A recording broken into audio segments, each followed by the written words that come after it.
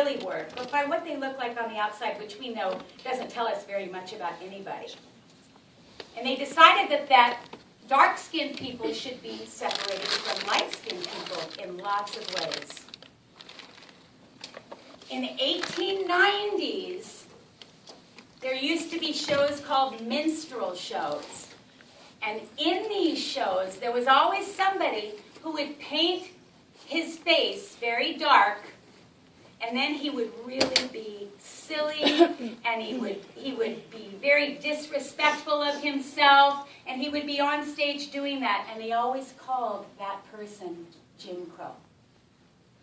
And that is where the Jim Crow laws came from. And the Jim Crow laws were created literally, as I say, to separate people by what they look like on the outside. And so there were Jim Crow laws that didn't allow African American children to go to the same schools as white children. They weren't allowed to play in the same playgrounds. African American people weren't allowed to eat in the same restaurants or sit in the same area of the movie theater. They weren't allowed to drink from the same water fountains. They weren't allowed to use the same public bathrooms. And on the buses in 1955, which was not very long ago, that's kind of the shocking thing, on the buses, there was also a Jim Crow law. And that Jim Crow law said that if you were white, you could sit wherever you wanted. If you were African American, you paid your money, you got off the bus, you were not allowed to walk through the bus, you got back on the bus in the back of the bus and had to sit in the back of the bus. Sometimes before you even got through that back door, the bus would pull away and drive away. And it was so not fair, really not fair. The other thing that was even worse is that if the bus was full, if a white person got on the bus, that white person was allowed to walk up to any African American person and tell them to give up their seat. And they had to do it. That was the law. So there were many, many, many people, not just African American people, people of all colors, who really hated those laws and really wanted to change those laws. And they had meetings in churches and all over trying to talk about how can we get rid of these Jim Crow laws. And the really saddest thing about it is that when the Supreme Court decided about these laws, they decided about them one at a time. They didn't just say, okay, forget it, the Jim Crow laws are illegal. First they said the Jim Crow law was illegal in the schools. Then they said the Jim Crow law was illegal on the buses. One by one, they knocked down those disrespectful laws. There was a meeting at the end of November of the NAACP, and Rosa Parks and her husband were part of that organization. The person who was running the meeting said, is anybody, we have to change the Jim Crow law, is anybody brave enough to say no? I won't give up my seat. And Rosa Parks raised her hand. And they said, you know what? You might be hurt. And she said, I'll do it. And they said, you might get put in jail. And she said, I'll do it. I'm tired of being disrespected, and I want to do what I can to change the Jim Crow law. So on December 1st, 1955, when Rosa Parks was waiting in line to get on the bus, she already knew. She must have been so nervous because she already knew that if someone was going to walk up to her, she was going to refuse and say, I won't give up my seat. So this is a day, a typical day of riding the bus. And by the way, there were not very many cars. Most people rode the bus to school and to work and to visit grandma and to do whatever they needed to do. And the buses were full most days. So the bus driver pulled up to the first street. Come on in, it's okay. Come.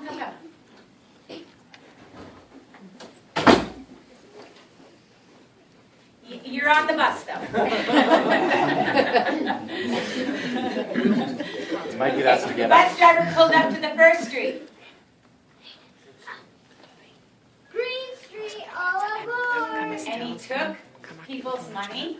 If you were white, you could sit wherever you wanted. If you were African American, you knew you had to get off the bus, go to the back of the bus. Purple Street, all aboard! And more people got on the bus.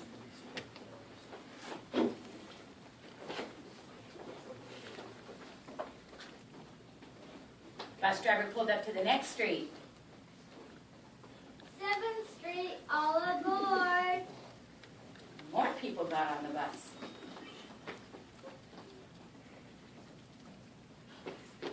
As was the case almost every single day, the bus was full, but there were more stops to make, so the bus driver pulled up to the next street.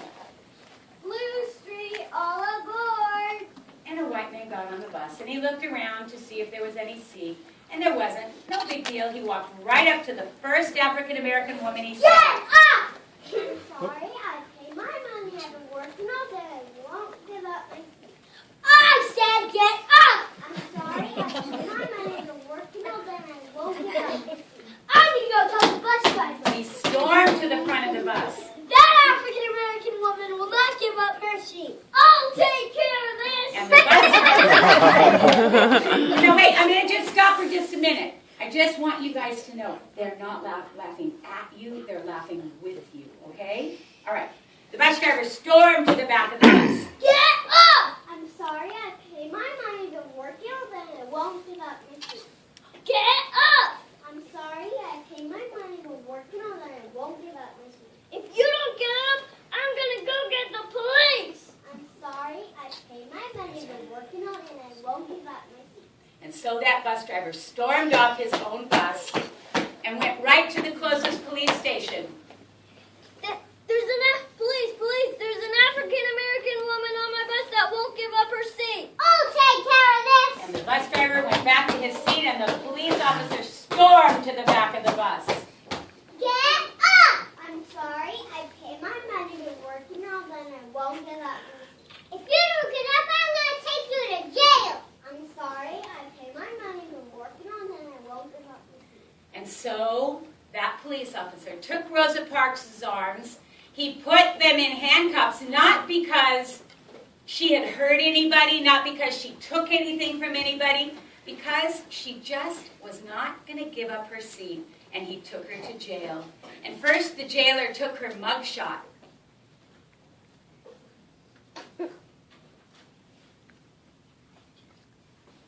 It's okay. Now let's just take a picture. There. And then she took her fingerprints and she put her into a jail cell. As soon as she got taken from the bus, everyone on the bus started talking.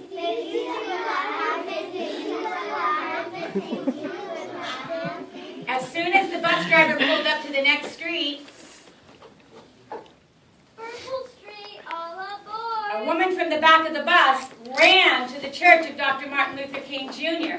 Dr. King, Rosa Parks got taken to jail because she wouldn't give up her seat. That's terrible. And he's Tell everyone to come to my church for a meeting.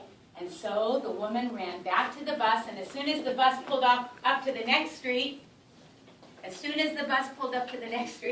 Green Street, all aboard. the woman called out to everyone. Everyone, come to Dr. King's church. We have to have a meeting.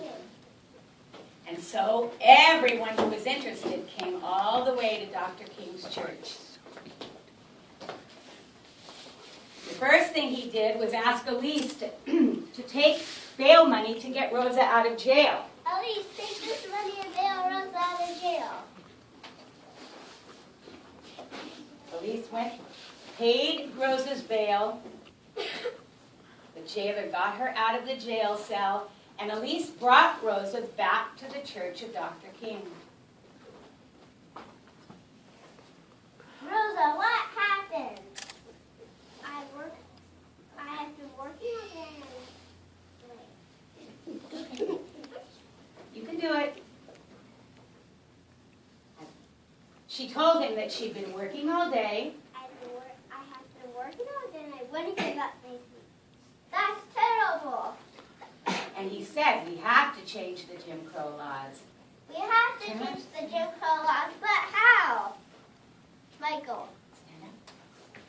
We can boycott the buses. Talia. We can stop riding the buses until they change the Jim Crow laws. Michi. No more Jim Crow. And everybody said, No more Jim Crow. No more Jim Crow. Dr. King told everyone to go all over town and tell everyone to meet at the bus stop in the morning. So that oh, I'm sorry. Go all over town and meet us at the bus stop in the morning. We're going to boycott the buses. And so everyone went all over town.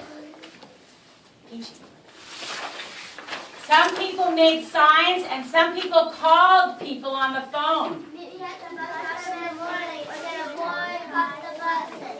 Meet me at the bus stop in the morning. We're going to boycott the buses. Meet me at the bus stop in the morning. We're going to boycott the buses. Then the morning came. The morning came. And the bus driver woke up early. He was ready to go. And he stopped at the first street. Purple Street, all aboard. And people got on the bus, but wait a minute, only 2 people got on the bus. And he looked out to the left side of the bus, and he said, oh, no big deal, there are all those people. I'll just wait for them for a minute. But instead of getting on the bus, this is what he saw.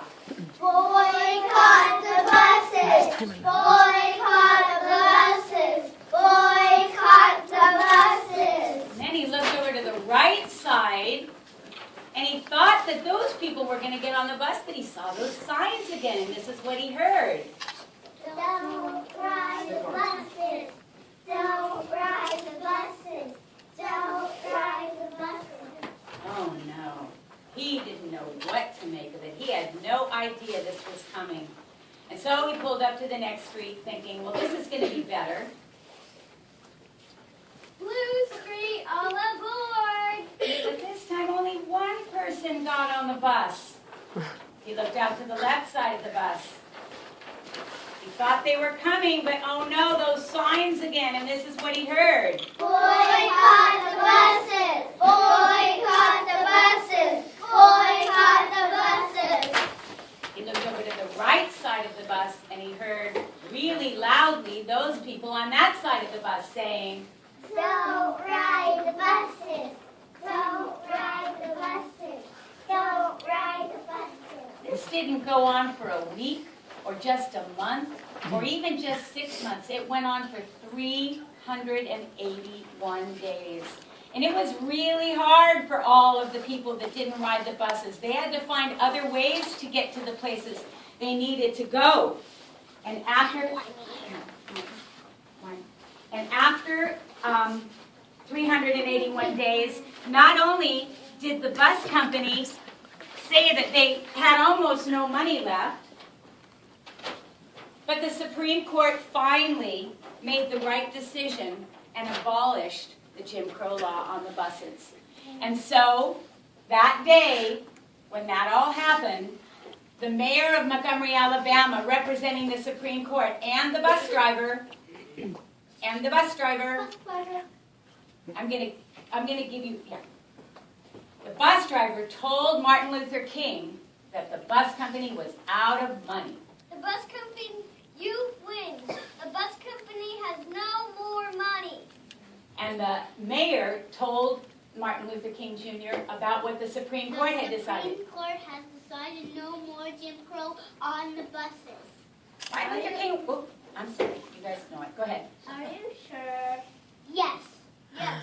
Will you shake on it? Yes. And so they shook on it, and the bus owner went back to the bus company, and the mayor went back to City Hall, and Dr. King was so excited, and he called everyone to come to a meeting because he had such great news. Come to a meeting. I have great news. And everyone from all over town came to a meeting. We won the fight. The Supreme Court said no more everyone said, "No more Jim Crow! No more Jim Crow! No more." And so Dr. King told everyone to go get a good night's sleep and meet him at the bus stop in the morning because they were going to have a big celebration. Meet me at the bus stop in the morning. We're going to have a big celebration. So everyone went home. They were tired and weary. They got a really good night's sleep, and then they made sure that they met him at the bus stop in the morning.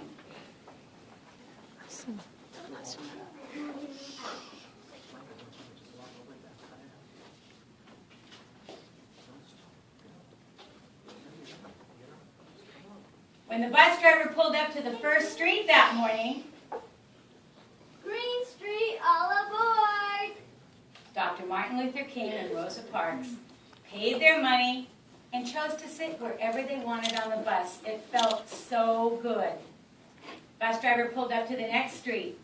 Purple Street, all aboard! More people got on the bus. Some people liked to sit in the back. Some people liked to sit in the front. People sat wherever they wanted. No one got off the bus to go to the back of the bus. Everybody got to walk through the bus. Bus driver pulled up to the next street. Blue Street, all aboard! And even more people got on the bus. As soon as the bus was full, people that got on the bus knew they should just go hang on to one of the straps and wait for the bus to move. Bus driver pulled up to the next street. Yellow Street, all aboard! And more people got on the bus.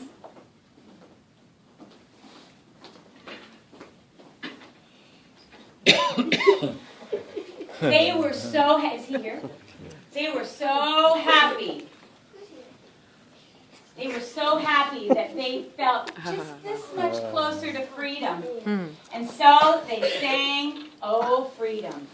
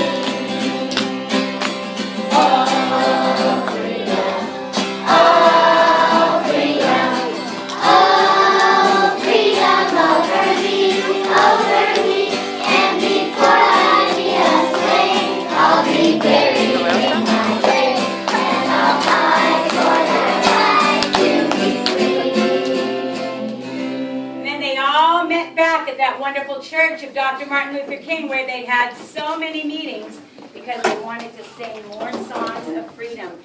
And first graders, I love that they're singing with us.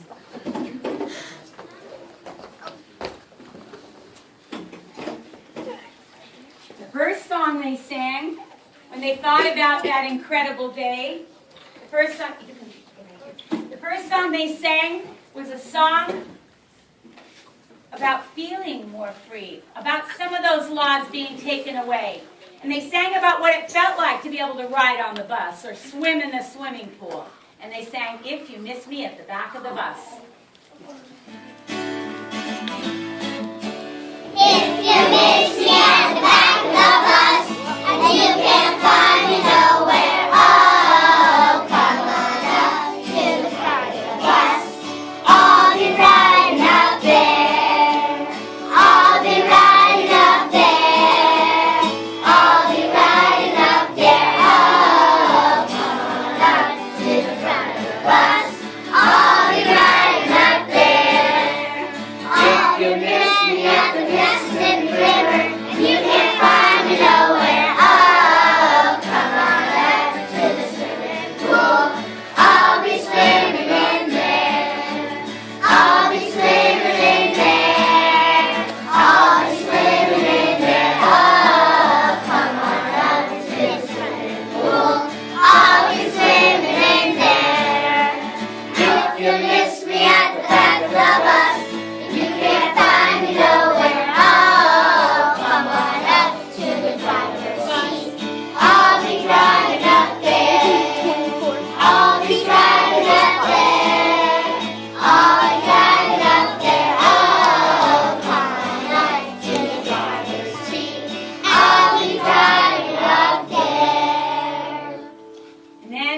thought about all the thousands of people that had sacrificed and had really stood up for what they believed in. They didn't fight with guns. They didn't fight with fists.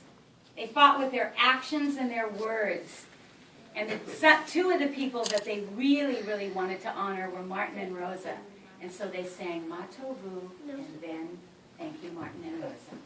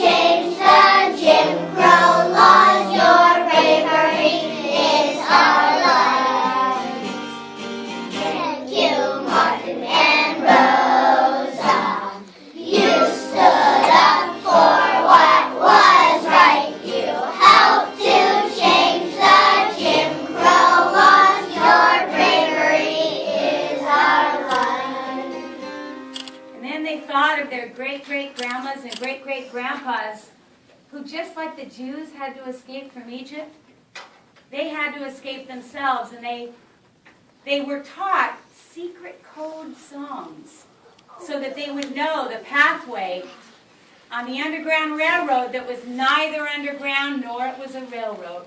It was a secret pathway to freedom. And they sang, "Follow the drinking gourd." And I wanted to show you, this is a drinking gourd. A real drinking gourd. And it's what they drank from. If they would have been singing, "Follow the Big Dipper," then the slave owners would have known what they were talking about, right? So they were secret messages so that they would know the pathway that they needed to take to get to freedom. And they sang, "Follow the drinking gourd." Follow the drinking gourd.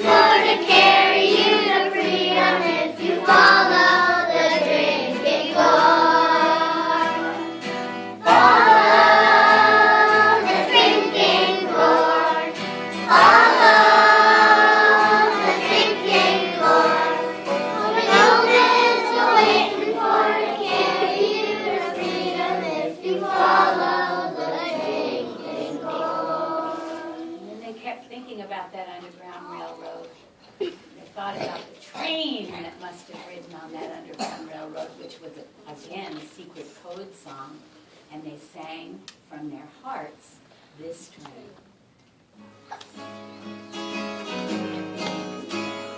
This train is bound for glory. This train is bound for glory. This train is bound for glory. Children, get on board.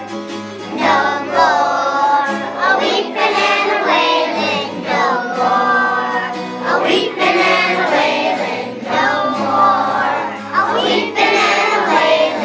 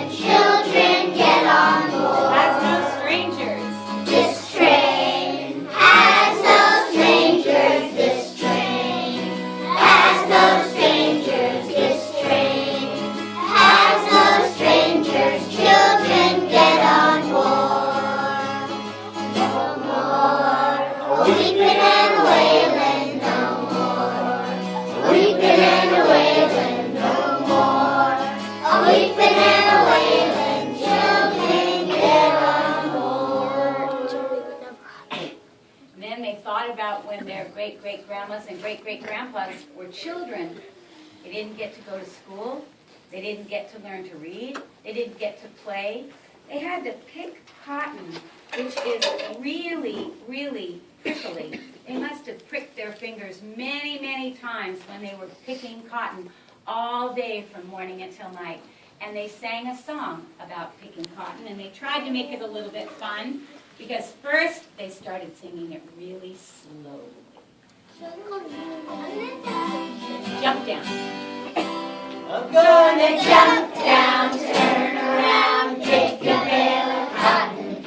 Jump down, turn around, pick a bale a day. I'm gonna jump down, turn around, pick a bale of cotton. Jump down, turn around, pick a bale a day. Oh, Lordy, pick a bale of cotton. Oh, Lordy, pick a bale a day. Oh, Lordy, pick a bale of cotton. Oh, Lordy, pick a bale a day. And they sang it a little bit faster. I'm gonna jump down, turn around, pick a bale of cotton. Jump down, turn around, pick a bale a day. I'm gonna jump down, turn around, pick a bale of cotton. Jump down, turn around, pick a bale a day. Oh, Lordy, pick a bale of cotton. Oh, Lordy, pick a bale a day. Oh, Lordy, pick a bale of cotton. Oh, Lordy, pick a bale a day. And they sang it faster. I'm gonna jump down, turn around, pick a bale of cotton. Jump down, turn around, pick a bale a day. I'm gonna jump down, turn around, pick a bale of cotton. Jump down, turn around, pick a bale a day. Oh, Lordy, pick a bale of cotton. Oh, Lordy, pick a bale a day. Oh, Lordy, pick a bale of cotton. Oh, Lordy, pick a bale a day. And then they thought about how good it felt to be treated with respect, to be treated for who they really were and not by the wrapping paper that they had on the outside of them. And they really sang from the deepest part of their hearts, and they sang "This Little Light of Mine." Please sing with us if you know this song. This little light of mine, I'm gonna let it shine. This little light of mine, I'm gonna let it shine. This little light of mine, I'm gonna let it shine. Let it shine, let it shine, let it shine.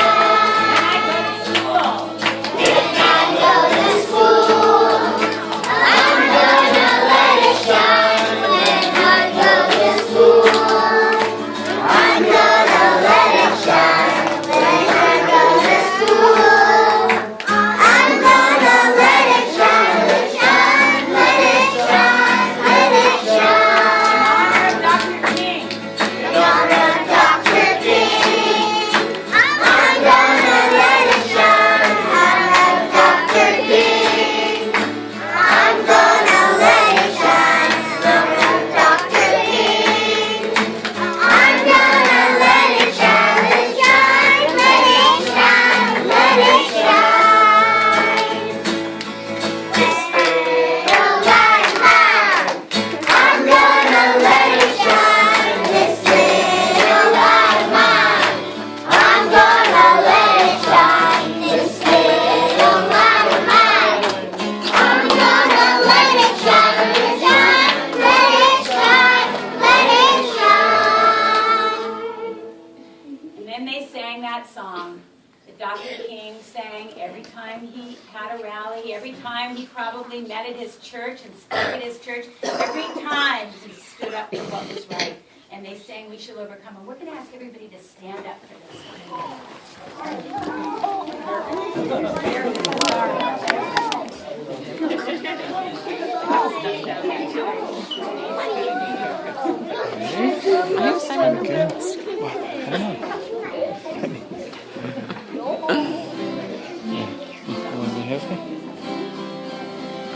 We shall overcome. We shall overcome.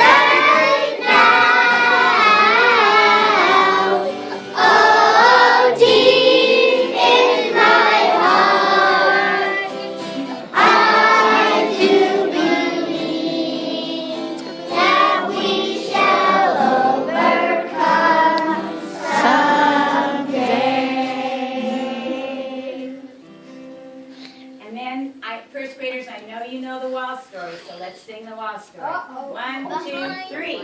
Dr.